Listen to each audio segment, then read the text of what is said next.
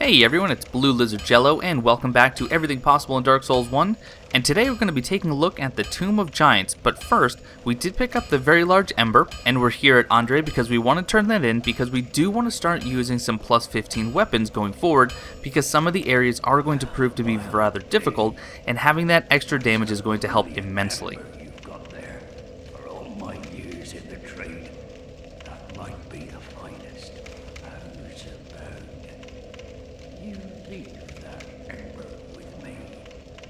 If you do happen to actually tell Andre no that you won't be leaving the Ember with him, don't worry, you can just talk to him again and you will be able to get a second chance in order to give him the Ember. You may have to exit his menu completely and then go back into it, but either way he will reset his dialogue and he will ask for it again.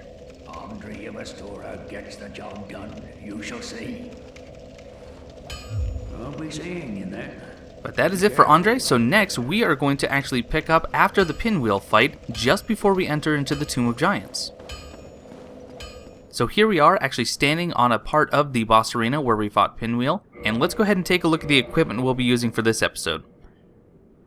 I upgraded the mace all the way up to plus 15, thankfully I gave that very large ember to Andre.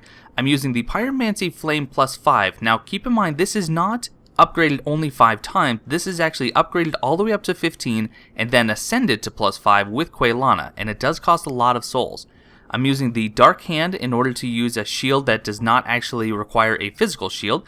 I kinda thought that the Dark Hand would go fitting, and the Dark Hand actually offers 80% damage reduction across the board, so it's actually not a terrible shield. Keep in mind, however, that it doesn't have very high stability and it has no deflection, so no enemies are going to ricochet off your shield. There's a look at our fashion souls, of course the Covetous Gold Serpent Ring, but more importantly we're wearing the Dark Moon Seance Ring today because we wanted to get a free attunement slot and we didn't want to have to put too many points into attunement in order to get that slot. We do have Charcoal Pine Resin equipped because many of the enemies, in fact just about all of them in the Tomb of Giants, are very weak to fire. Here's a look at my stats. I have leveled up to 75. And the points that got me to 75 were put into attunement to get one more slot and endurance so I could actually be fast rolling in my current equipment.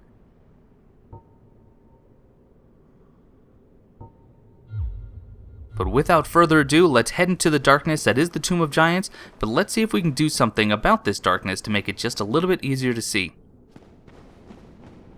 You have a few different options as far as traversing the Tomb of Giants. You can use Cast Light, which is what I'll be going for, but you can also use the Skull Lantern that we found in the Catacombs, or you can use the Sunlight Maggot, something that we haven't yet seen, and it's something you can pick up in Lost Isolate. I stopped to take a look at these items on the ground here because I just thought this was a nice development touch. You can see a couple of old bonfires, you can see some rope, there are some bowls and some utensils. This was clearly a camp, probably from some clerics that came into the Tomb of Giants after the Catacombs, looking for that rite of kindling. So here's our first look at the giant skeletons in the Tomb of Giants. They are weak to fire, as I said most enemies in the Tomb of Giants are, so with our mace with Charcoal Pine Resin, one heavy attack with two-hand is actually enough to take them out. Even if we were to use a light attack, they would at least be staggered temporarily, which would aid us in killing them faster.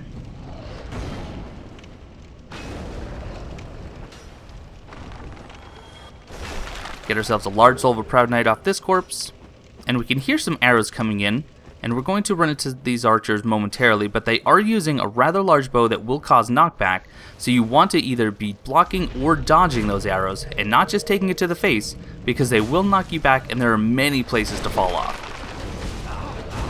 Here's the first area that can get you into some trouble. You have archers taking potshots at you, but you also have a pair of the giant skeletons.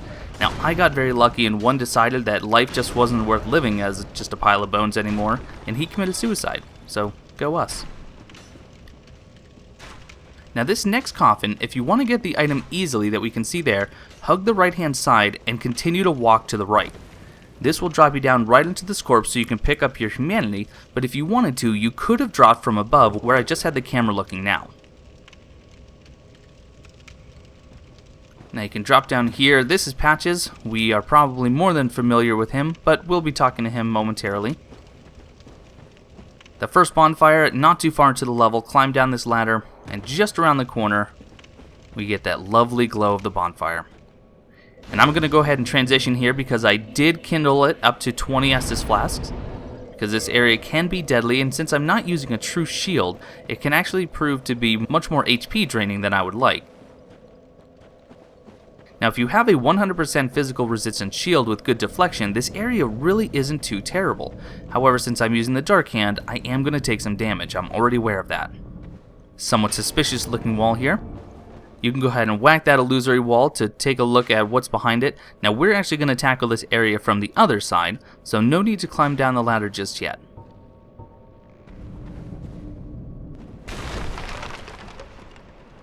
There is an archer on top of this sarcophagus. However, as long as you hug the wall, he is no threat, and there is no way to actually get to him that I've been able to find. You can use range to get him, however, it's really not even worth it if you can just avoid his arrows. Now inside this room, this is quite possibly the most dangerous area in all the Tomb of Giants. You can see that there are some giant skeletons forming at the bottom, and there's actually more than what we've seen so far. So what I like to do is try to get all of their attention if you can.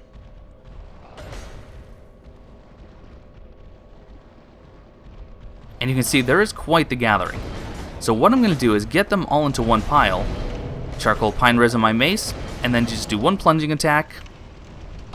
And unfortunately we did not get all of them, but it looks like we got the vast majority, leaving only 2 alive, and 2 skeletons are a lot easier to take out than 7.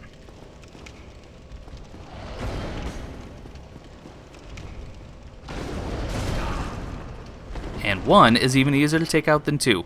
So yes, even though I took some damage, it was calculated, and it is going to make this last fight a lot easier if I can actually do it without continuing to take hits, which I couldn't, but fortunately I did survive with just a sliver of health, and I'll take it. You can see this pelvis just doing a little dance on its own. I decided to focus on that for a moment. But here at the end we have another petrified blacksmith, and on him we get the large divine ember.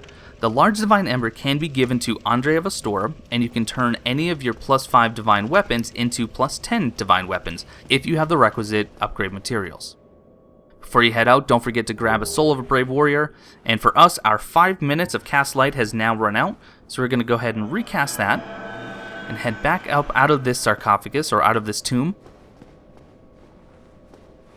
And once again, we'll be ignoring the archer that's on top of this sarcophagus to our right, and we're going to head up this path on the left where we have another giant skeleton and another giant skeleton archer waiting for us.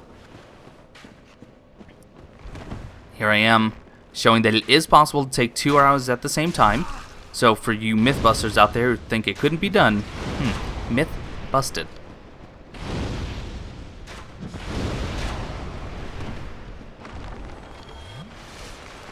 And you can see with the Dark Hand equipped with that 80% reduction, the arrows do very little damage. It's actually quite impressive how well the Dark Hand actually blocks those arrows. But with that archer down, again, we're going to ignore this one previously, except for the fact that I did want to prove that yes, you can get hit on a ladder. And actually, you can take an arrow straight through the hip. We'll be getting that item in just a bit here. But at the top of this area, we do have 2 giant skeletons, and if you walk forward too much, you will actually aggro both. But instead, we'll use fire orbs to take out this one. And now we can actually use Great Fireball on the second giant skeleton. And yes, we took some residual damage, but that's okay because he's dead, and those were the only 2 enemies up here. Once again, an item that we'll be picking up on our way back. Because what we're trying to do here is we're actually going to be grabbing the shiny that you saw at the very start of the episode that was up on a ledge. And that would be this large soul of a proud knight. Making our way back down. Carefully hop down onto this corpse and get 3 Eyes of Death. Now if you're actually looking to upgrade into the Gravelord Covenant, you're going to want to do so soon before you actually kill the boss of this area. On this corpse, we get a large soul of a proud knight. Now let's work on getting that item that we saw while climbing the ladder up on that small ledge. Easily gotten just by sliding down right onto it for another large soul of a proud knight.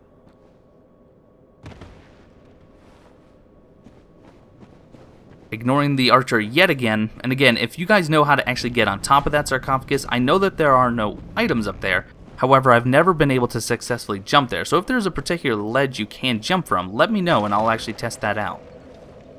resting at the bonfire because we have no reason to go back to those previous skeletons, so it's okay if they respawn, but it is nice to get our Estus Flask back, as well as the cast of our Pyromancies and our Cast Light.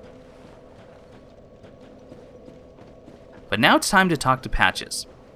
If you are a veteran of Demon Souls or Dark Souls 1, or if you've encountered Pate in Dark Souls 2, you may know that this man is not exactly the most trustworthy individual that we've ever met. He's going to ask you a question, and that question essentially is, are you a cleric? If you answer yes, then when you meet him again, once you actually traverse this next area, he will become hostile and he will not become a merchant in Firelink Shrine.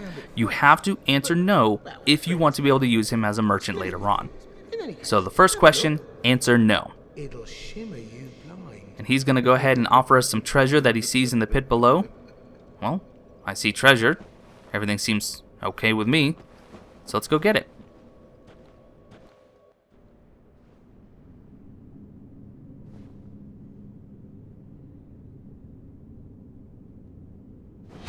Patches wide! I guess my voice actually wouldn't trail as it just did, because if I'm the one saying it and I'm falling, it would have actually stayed the same. There wouldn't have been any Doppler effect. Whoops. So now that we know that Patches is a downright scumbag, let's go ahead and loot this area and see if we can go and find him again, and we'll decide what to do with him then. Before we do that, there is a nice view of Demon Ruins. We'll be heading there after this episode. Get a large soul of a proud knight, we get ourselves another skull lantern, and yet another large soul of a proud knight. So if you did not manage to kill all the necromancers in the catacombs, you can pick up a guaranteed skull lantern here. The reason I don't like to use a skull lantern is because it takes the place of one of your items, and you're left with only one hand.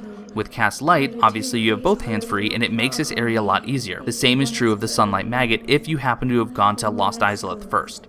And here is Rhea. Now Rhea we actually haven't encountered yet before, but after you kill the Capper Demon, if you go back to Firelink Shrine, she will be there with her two clerics Vince and Nico, and then once you've killed Pinwheel, that is when she'll actually move down here into the Tomb of Giants.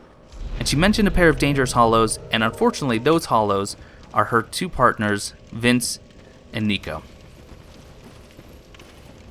You can actually see it in their face that they are fully hollowed, they are out for souls. So we need to deal with them before we can interact with her again.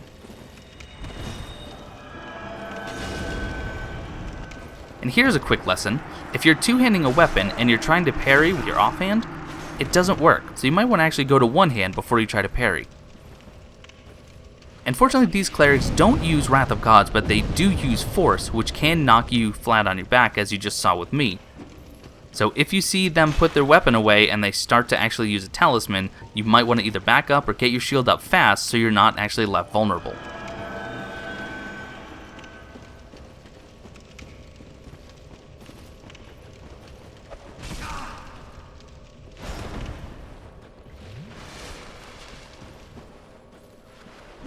I was able to kick him out of that animation there, and finally with a parry and riposte, Vince and Nico are no more.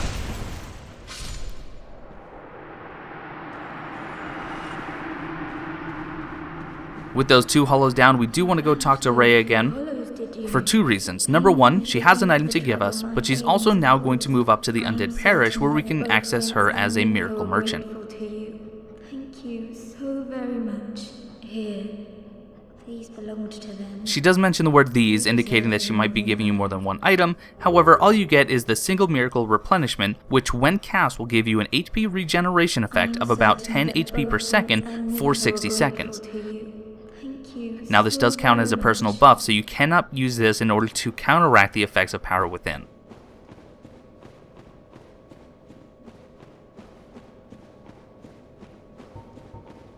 Gonna go ahead and light up my mace now, because once we pick up this white Titanite chunk, you can hear something happening below, and once we get to the bottom, we have our first introduction to the Bone Towers. Now Bone Towers aren't too difficult if you can kill them quickly. However, their attacks can cause stagger fairly easily and break your poise, if you're wearing armor that has little to no poise. They also have this crushing attack, which means the entire tower will actually fall on you, and that can cause significant damage. But if you can run up, especially with the weapon that I have, a running R1 is enough to take them out, and they're also vulnerable shortly after they come out of the ground.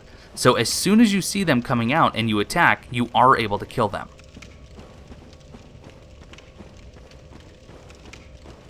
And if you're looking to farm for white Titanite chunks, these towers have a decent drop rate of them, although this run doesn't actually show that too much. I think I only get one from one of the later towers. But that's okay, because there are even easier ways to get chunks.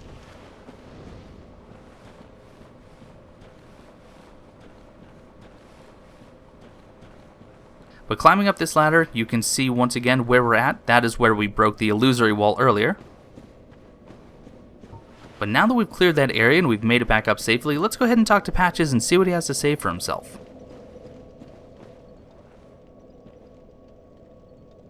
Oh, you... Well, let's just calm down. Talk about things. I did you wrong, but I didn't mean it. I don't understand how he says he didn't mean it. Temptations. I think you meant it. I mean, you very clearly kicked me off of that ledge. Don't you? But at this point, he's saying, we're jolly undead outcasts. Do you forgive me? You can say yes, you can say no. At this point, it doesn't matter because he will still move to Firelink Shrine as a merchant, but if you say no, he's actually going to give you twin humanities in order to further show his innocence. You're still alive? I said I'm sorry. Wait. So if you say yes, he'll go to Firelink Shrine and be a merchant. If you say no, he'll become that merchant as well, but you get twin humanities out of it. So I suggest saying no. Not to mention the fact that he really doesn't deserve your forgiveness.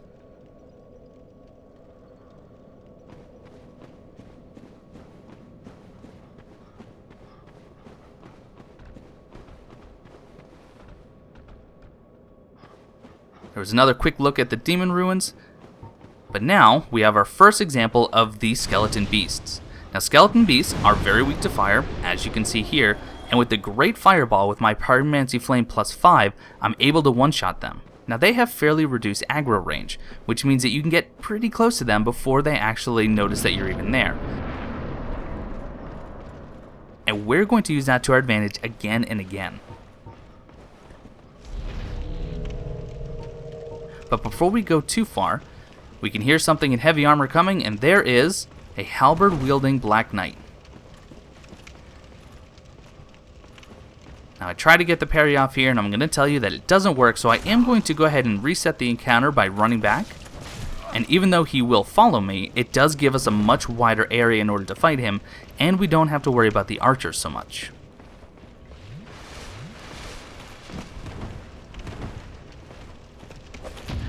There's the one parry and riposte, and I did use charcoal pine resin. Now keep in mind, Black Knights have incredibly high fire resistance. You're not going to see much in the terms of added damage if you're using charcoal pine resin. But he did drop a white Titanite chunk. That is a guaranteed drop from that Black Knight. You could have also gotten a shield or the halberd.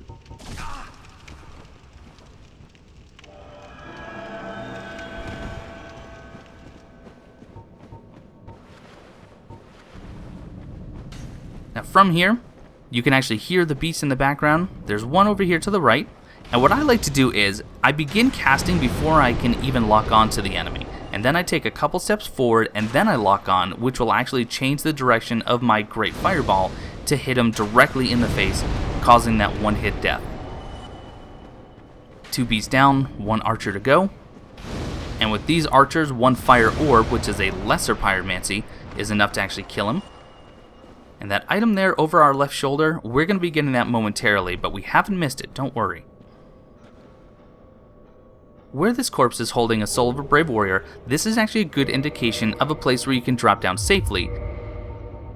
But in order to showcase that, I am going to use prism stones to show you exactly where you can drop. If you drop here, you will live, because you could actually hear the sound of it at the bottom and it didn't break. However, if you drop here, you can see that the prism stone is actually higher.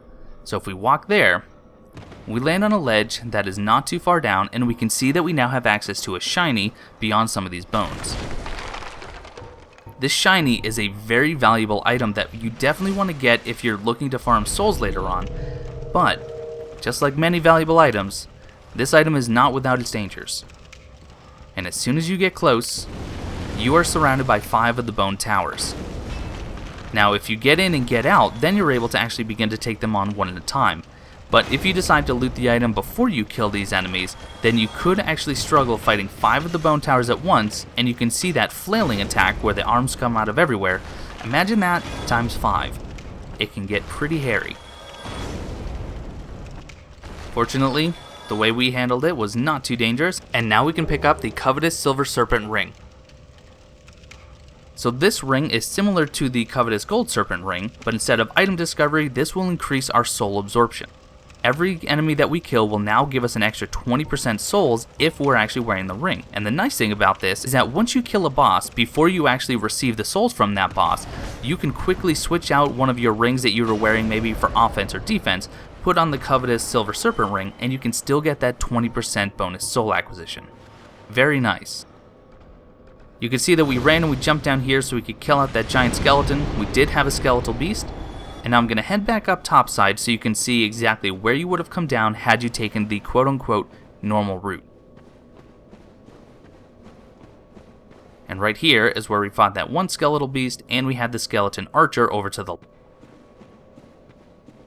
Now we head back down. We're going to follow this narrow passageway because this will get us that item that we saw in the distance. And this is a fairly interesting item.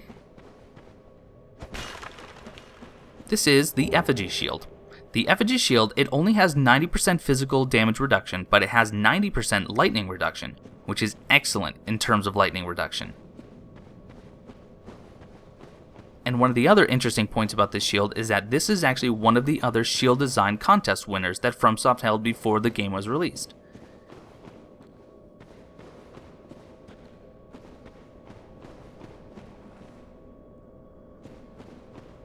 From here, if you had wanted to, before we killed that skeleton beast, you can get a dropping attack, which can make for an easy kill.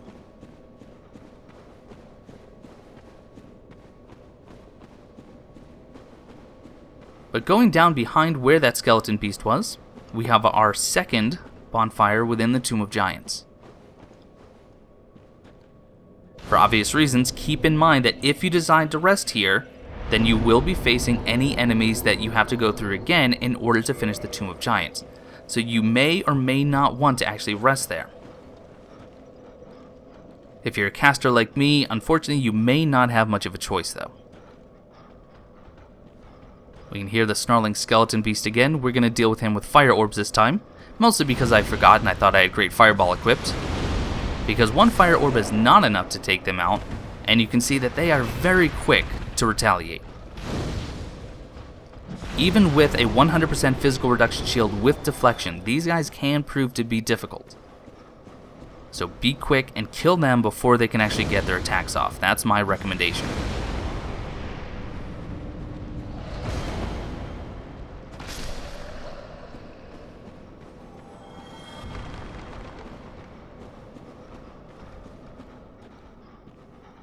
Now another note about Cast Light.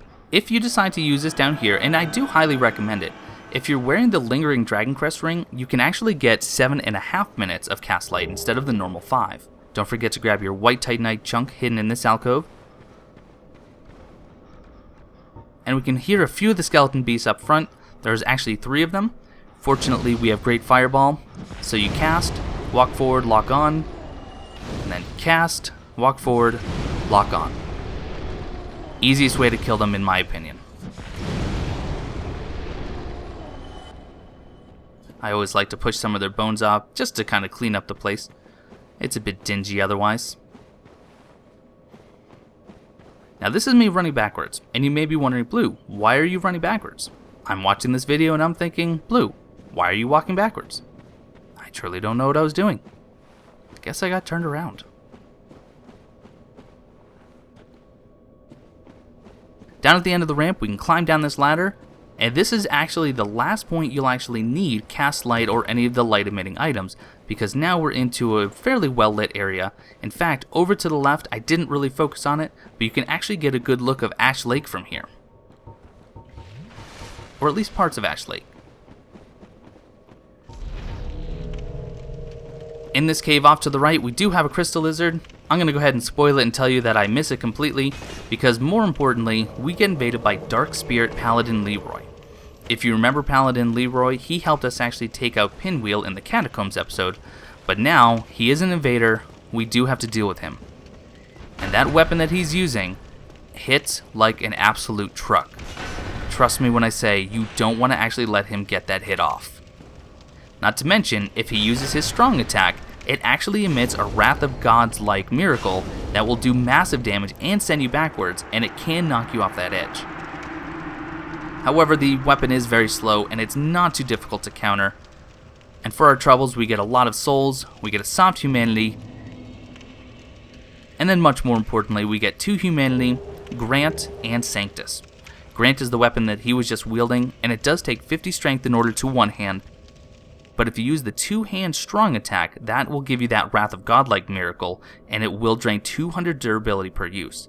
Sanctus, the shield that he had equipped, will give you about a 2 HP per second regeneration effect even if you don't have the stats to wield it, which many of us won't actually have those stats because it does require 18 faith in order to wield. But since we missed that crystal lizard, let's go ahead and quit out and come back in, so hopefully he'll respawn for us. And sure enough he did. Chase him down, wait till they stop, because even though they might be going transparent already, you can still get the kill, and in this case we got a pair of Twinkling Titanite and a White Titanite chunk. Now you truly don't need Cast Light or any other light emitting item for this area. I did it because I know that YouTube tends to make videos a little dark, and even though I do brighten the videos up a little bit in my editing program, I figured adding in the Cast Light couldn't hurt. I'm hoping it helped. I'm hoping you don't just see one big ball of light in the video. But if so, just listen to my voice, trust that what I'm telling you is what's happening. A couple of bone towers will try to block your way, and then you have a skeleton archer and a giant skeleton wielding a Mirakumo. And we're running back just to kill the other bone towers because they will actually appear behind you to try to block your escape. Hopefully you're not actually trying to escape in that case.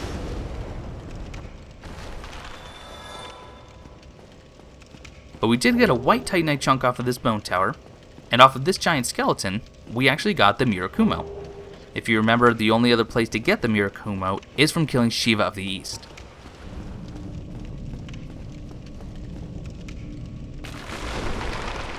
We are in the last room before we actually fight the boss, and over here on this corpse we have a Soul of a Hero, and now we have a number of these pinwheel serpents. You can actually see they look just like pinwheel, although they're not quite pinwheel, they're just as servants. I don't really know what the distinction is necessarily. But as soon as you walk down here into the water, we're going to meet yet another enemy, which is the baby skeleton. They will just seemingly appear out of nowhere, and they can appear in large numbers. They actually give you a decent amount of souls at 121, and they also have a fairly high drop rate of humanity. And because of how quickly they respawn and the fact that they have infinite respawns, you can farm humanity here pretty easily. Keep in mind that they do inflict toxin buildup if you allow them to hit you, which you will see at one point.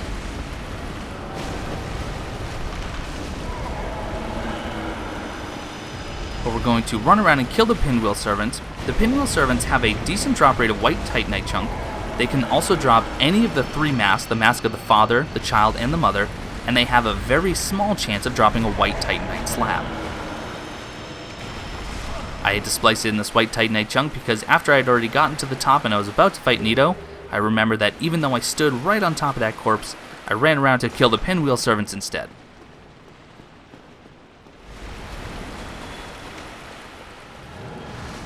Here I am killing some of these skeletons, hoping for a humanity drop. That White Titanite chunk did come from one of those pinwheel servants that I had killed.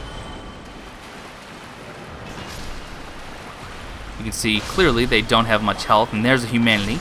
Now with the humanity that they drop, unlike other drops, they will actually disappear.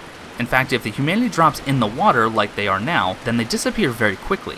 If you can lead the baby skeletons up onto the land, however, they do last a little bit longer, but they still will disappear. So if you see the baby skeletons drop something, pick it up quickly.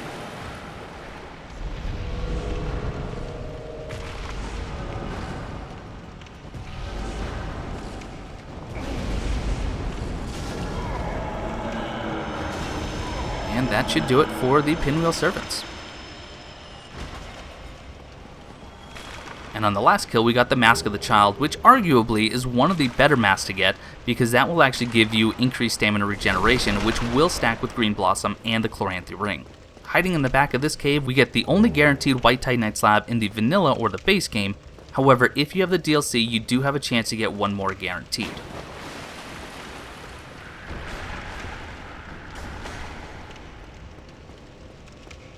One more item to get before we consider the tomb clear.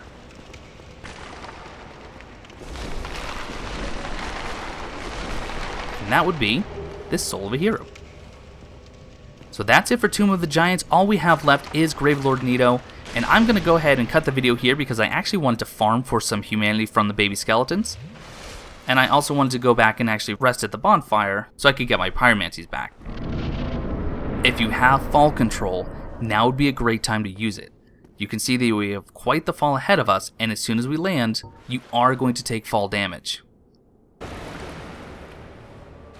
Here we are in an area we should be familiar with, because this is the same arena that we found ourselves in when we rested in the coffin in the catacombs, and we were taken to Gravelord Nito's lair so we could join his covenant.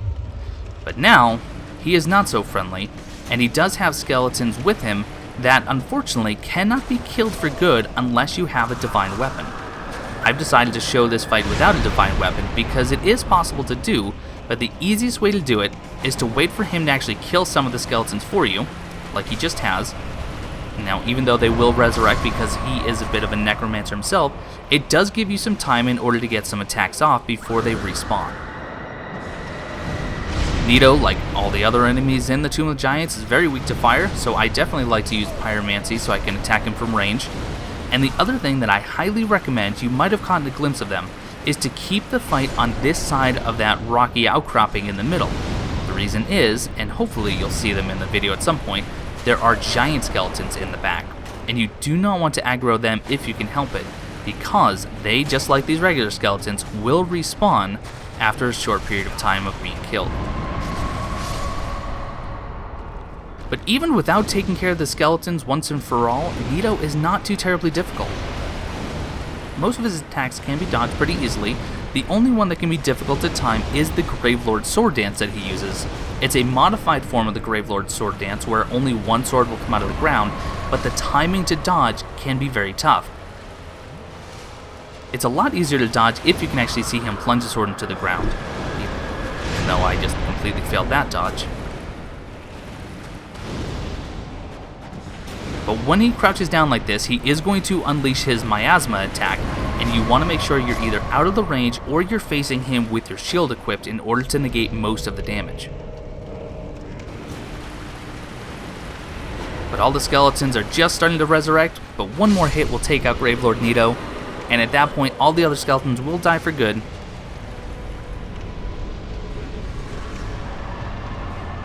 And we can get the Lord Soul and a humanity.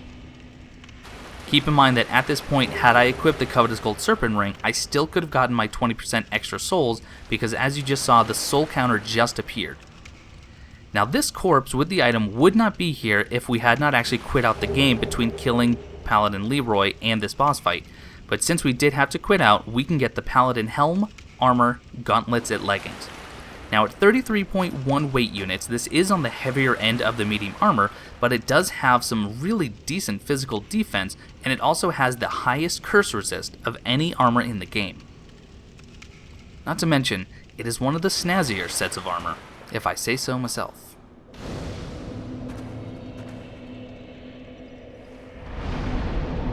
But that is the Tomb of Giants, so now we're going to exit. We're going to meet a couple of the NPCs that we just talked to previously.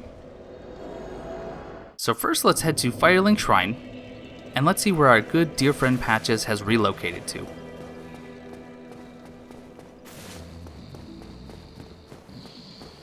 Ignore Sleeping Framed, because around here to the left, here is Patches, ready to wheel and deal. Oh, we meet again. I know, that's Gavlan's thing, I'm sorry, I didn't mean to put them in the same category. I'm done with the looting. I'm a humble merchant now, and wondrous treasures have Now he claims to have a special price. Now, keep in mind, you may be better off shopping around before you buy any of the items from him. Oh, relax. No Take more my word funny at it. business out of me, my friend.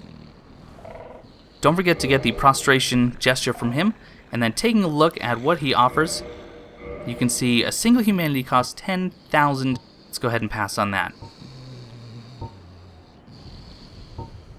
He sells a couple of miracles, But more importantly, he sells the Crescent Axe, which is a divine weapon. He sells the Mace, Canvas Talisman, and a Thornland Talisman. You can see he carries a lot of cleric gear. Even though he hates clerics, he carries their gear because he picked them off of their dead bodies. He does sell each of the masks, the father, the mother, and the child, and he sells the cleric set, which this is the only place where you can actually acquire this set in the entirety of Dark Souls. It's not a bad set, it has some Fashion Souls applications, so if you're looking for that, make sure you follow Patch's questline.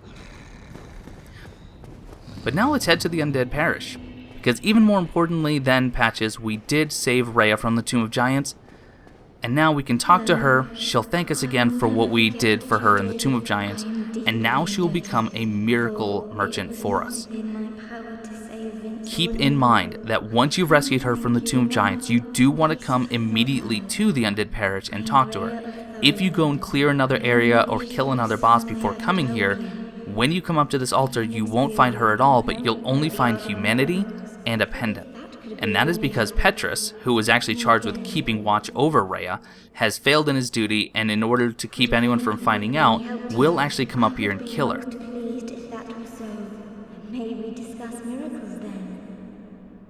But now that we've come up here, we can get the prayer gesture.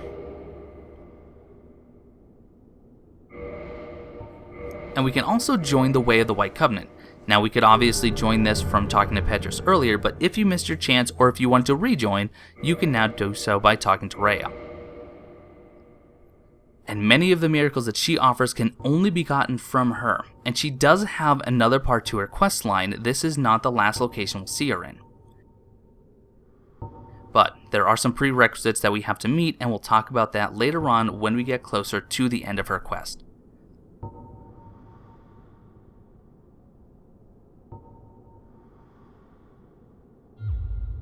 Then be safe. Farewell, Rhea Knox.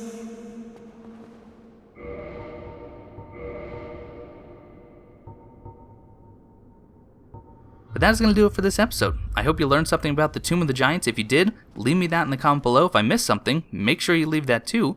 But otherwise, I will catch you next time where we take a look at the Demon Ruins.